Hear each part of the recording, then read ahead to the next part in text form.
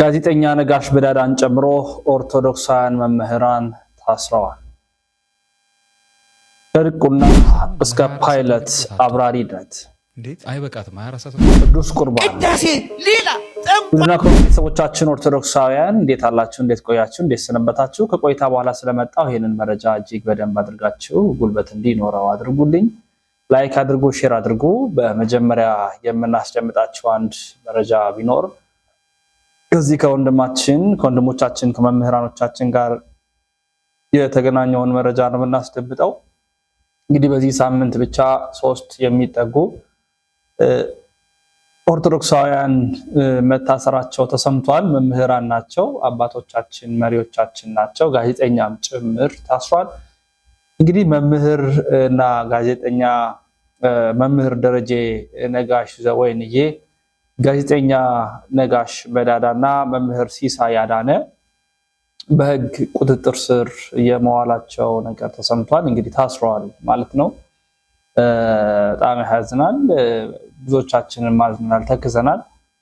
እንግዲህ የእስሩ ምክንያት እስካሁን በግልጽ የወጣ ነገር የለም። ጋዜጠኛ ነጋሽ እንግዲህ በምናውቀው ነጋሽ በዳዳ ወይም ነጋሽ ሚዲያ በሚል እናውቀዋለን።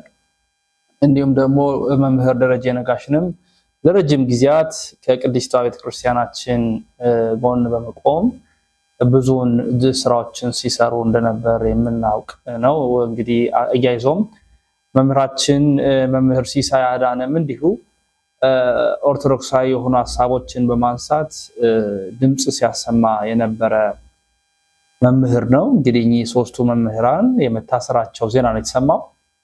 በምን ምክንያት ታሰሩ፣ ቀጣይስ ምን ሊሆን ይችላል የሚለው እስካሁን የደረስንበትም ያወቅነውም ነገር የለም። ወደ ቀጣይ መረጃችን እናምራለን። በቀጣይ መረጃችን የምናገኘው አንድ ወንድማችን ዲያቆን ደስ የሚል ቤተክርስቲያን 24ቱንም ሰዓት ብንጠቀም አይበቃትም፣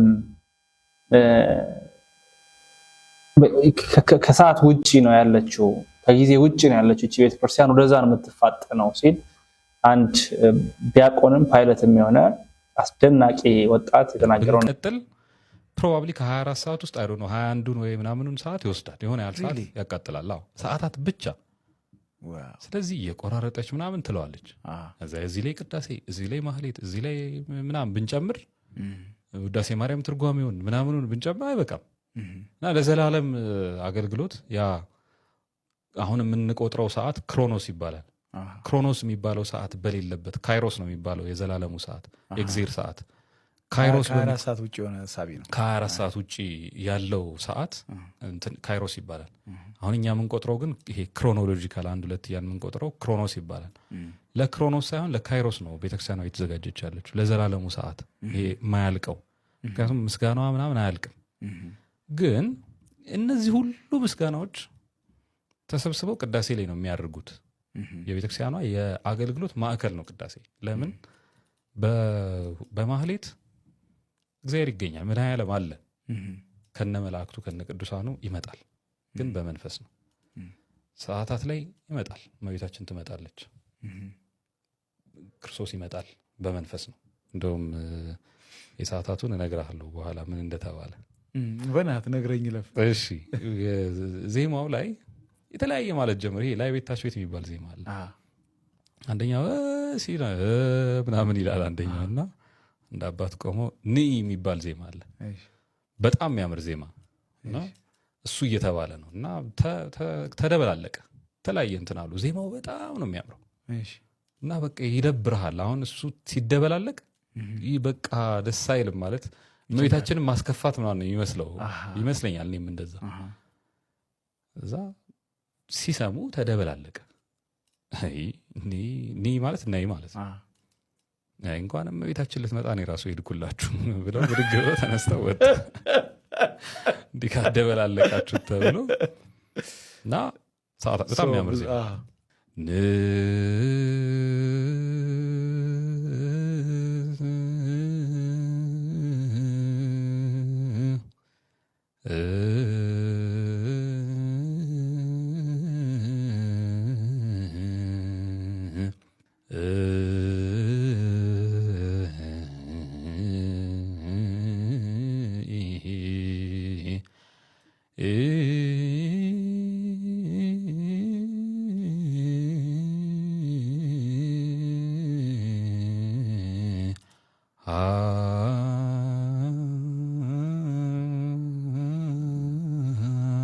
እያለ ኒ ሀቤ ወድንግል ምናምን ነው።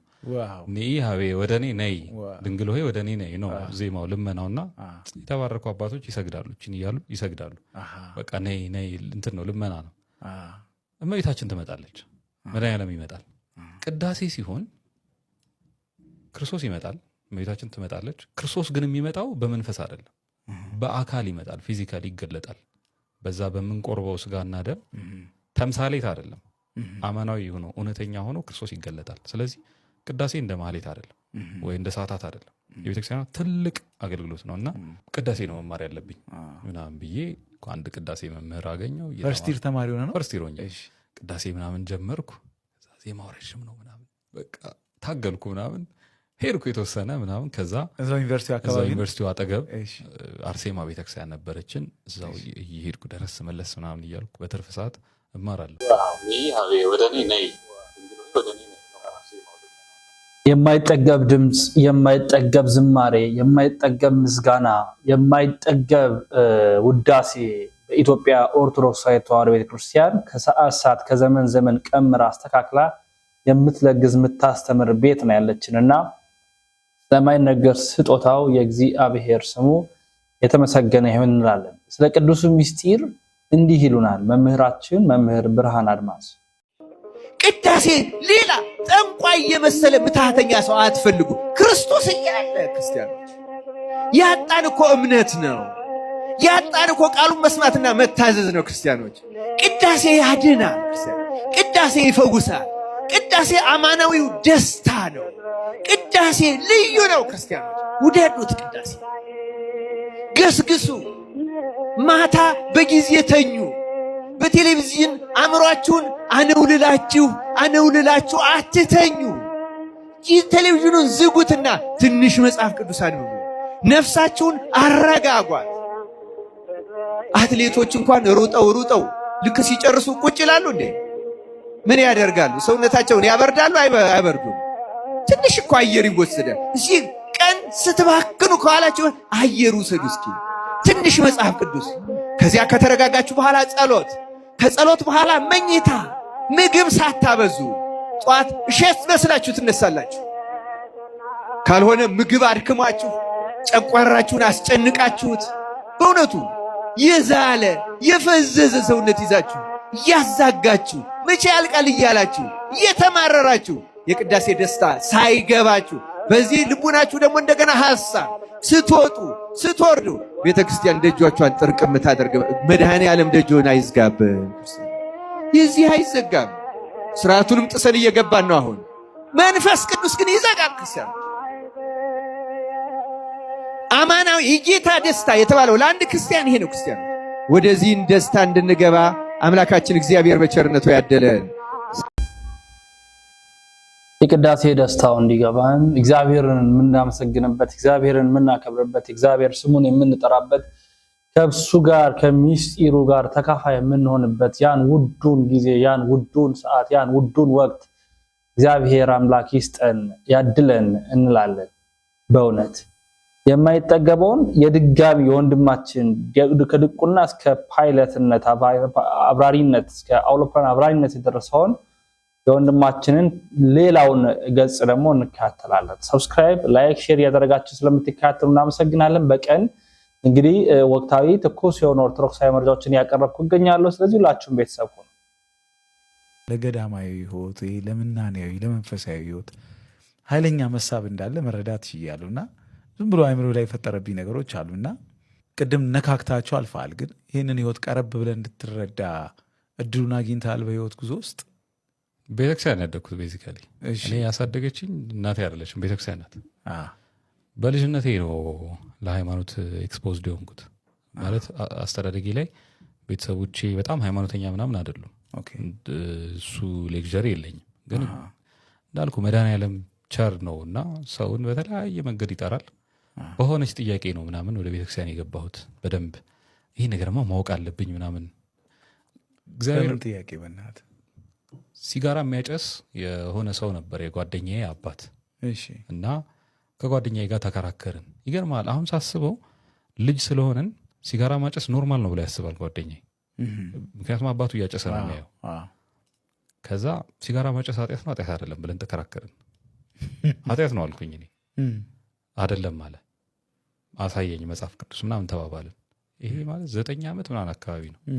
በጣም ጩጬ ያለን እና ከዛ ቤተክርስቲያን እንትን እንበል እንጠይቅ ምናምን ተባባልን። ሄድን፣ ተጠለፍኩ። በቃ እዛው እግዚአብሔር ሊያጠምድ ሲፈልግ ሰበብ ነው የሚፈልገው። ሰው እኔ ኪዩሪዮሲቲን ምናምን ተጠቀማት። በዛ መንገድ ገባው። ጉባኤ ይማራለሁ ቁጭ ብዬ ስለ ሲጋራ ምናምን እስኪያወሩ ጠብቃለሁ። ሲጋራ ማጨስ ምናምን እንዲሉ ማለት የለም ብታይ የሆኑ ሰንበት ተማሪዎች ምናምን ሲሄዱ እነዚህ ምንድን ናቸው ምናምን እንደዚህ ሰንበት ተማሪዎች ምንድነው የሚማሩት እንደዚህ መሄድ ጀመርኩ። ሰንበት ቤት ስገባ በቃ አዲስ በር ተከፈተልኝ። በደንብ አክቲቭሊ ኢንጌጅድ ሆንኩ። እዛው አብነት ትምህርት ጀመርኩ።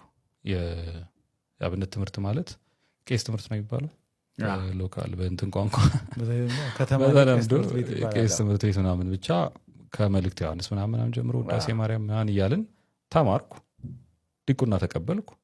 እስከ ዲቁና ደረስክ? አዎ። ከዛ ሰንበት ቤትም አገለግላለሁ፣ አት ዘ ሴም ታይም በክህነቱም ደግሞ አገለግላለሁ። እግዚአብሔር ህይወቴን በቃ እንዴት ልበል፣ ህይወቴን በጣም በህይወቴ ትልቅ የሰጠኝ መድኃኔዓለም ያቺ የልጅነት እድሜ ናት። አሁን ያደግኩበት ቦታ ያደግኩበት ሀገር ምናምን ሲባል ሰው የሚያስታውሰው የሆነ አይነት ሜሞሪ አለው ትምህርት ቤት ላይ ወይ ሰፈር ውስጥ ምናምን። እኔ የማስታውሰው ሚካኤል ነው። ያደግኩበት ደብር እንትን አለ፣ መቃብር ቤቶች አሉ። መቃብር ቤት ማለት ሰዎች ሀብታም ሰዎች ምናምን ትልቅ ቤት ያሰሩና ከስር አንደርግራውንድ ሰው ይቀበራል። ይዘጋና ምንጣፍ ምናምን ተነጥፎ ለሌላ አገልግሎት ትጠቀመዋለህ። ለቢሮነት የተለመደ ነው። ለቢሮነት ለምናምን እና ብዙ ቤት ስላለ አንዳንድ ይሰጠን ነበር። ቤዚካሊ እዛ ነው የምናድረው። የአብነት ተማሪዎች እኔና ጓደኞቼ በሙሉ ዲያቆናቱ እዛ መቃብር ቤት ነው የምናድረው።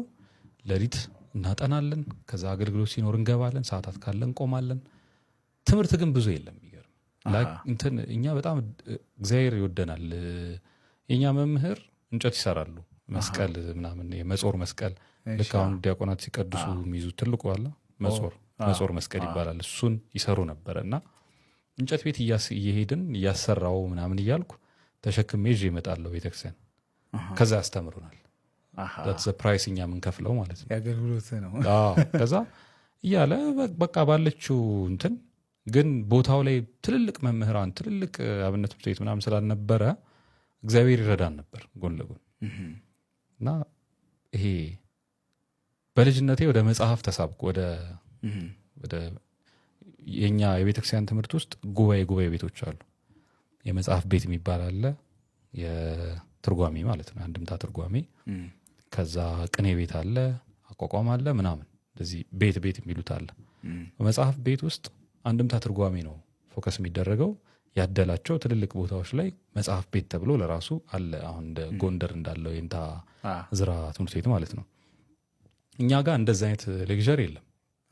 ግን የመጽሐፍ መምህር ነበሩ፣ 2 የመጽሐፍ መምህራን እና እነሱ ጋር እየሄድኩ ምናምን እንትን እያልኩ ጠይቃለሁ።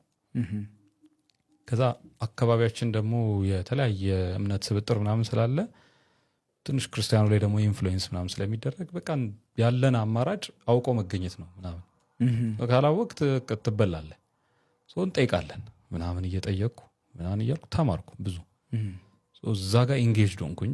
በቃ ማታ 11 ሰዓት ላይ ልክ ቤተክርስቲያን ሲከፈት እገባለሁ ውስጥ መቅደስ ውስጥ። አንድምታ ትርጓሜ መጽሐፍ ያለው እዛ ቤተክርስቲያን ውስጥ ብቻ ነው፣ ከዛ ውጭ የለንም። እሷን ይዛለሁ። 4 ወንጌላት አንድምታ አለ። ቁጭ ብዬ አነባለሁ። ግዕዝ ነው አይገባኝም፣ እታገላለሁ ምናምን። የሆነ ሰዓት ላይ ግዕዙ እየገባኝ መጣ። ማለት እድሜውም ሲጨምር አገልግሎቱም እየቆየ ምናምን ሲመጣ በቃ ኦብሰስድ ሆንኩኝ የኛ ትርጓሜ ላይ። ዜማ ወዳለው ግን ትርጓሜ በጣም እንትን ይለኛል፣ ይስበኛል። ዜማማ ያው የሁሉም ሰው ልክፍት ነው። ዜማ ልክፍት ነው። አንዴ ካለህ ካጠናገረህ ነው የሚባለው። ከመጣህ በቃ በዛው ሱስ ነው ሆኖ የሚቀረው። ትክዳለህ። ግን እኔ አሁን ከብዙ ሰዎች ጋር እንጨቃጨቃለን ዜማ። አሁን አንድ ወዳጅም እያለኝ ነበር በቃ መዝሙር ማውጣት አለብህ ምናምን አይለኝና አይቶ እባክህ ድምፅ ምናምን ብዙም አይደለም ምናምን እልና ግን የሆነ በቃ ያምረኛል። ግን ጥሩ ድምፅ እንዳለ አይቻለሁ። ቪዲዮ ሪከርድ አድርጌው አለቃለሁ ደግሞ ሲያምረኝ እንትን ነው ዜማ ለቆ አይለቅም አይደለ? ማህሌት ስንቆም ምናምን ደግሞ በቃ የሆነ ይመጣል ተሰብስቦ ከዛ ያቺ አስተዳደግ ናት ስሩ ታይም በቃ ቤተክርስቲያን ውስጥ ነው ያለቀው እድሜ ትምህርት ቤት ሄዳለሁ ከዛ ስመለስ ቤተክርስቲያን ነኝ ከዛ ሆል ቀናችንን ወይ ስንማር ወይ የሆነ ነገር ስናወራ ራሱ ተሰብስበን ቤተክርስቲያን ነው ተሰብስበን የምናወራው ማለት ሰርክል ይዛ ነው ያለው ሌላ እንትን የለኝ እስካሁንም ያኔ ማለት እሱ ሰርክል አለ አሁንም የሚገርም አብዛኞቹ ልጆች አዲስ አበባ መጥተው አሁን ማህበር ምናምን አለ የዛ እሱ ማህበር ነው ተሰብስቦ ህዳር ሚካኤል ሲደርስ ተሰብስበን እንሄዳለን በግሩፕ አሁንም ድረስ እዛ ሄደን እናከብራለን ሚካኤል ያደግንባት ደብር ላይና ማህሌቱ እንዴት ደምቅ ያለ እንደሆነ ከዛ አንዳንዴ በቃ ያዩንና መርጌቶች ምናምን በጣም ይወዱናል ማይክ ይሰጡናል ረዳይ ምንድዋን የምትለው ረባለች በጣም የምታምር እሷን በጣም ወዳትና አንዳንዴ ማይክ ይሰጡናል ረዳይ ምንድዋን እናንተ በላት ምናምን ትባላል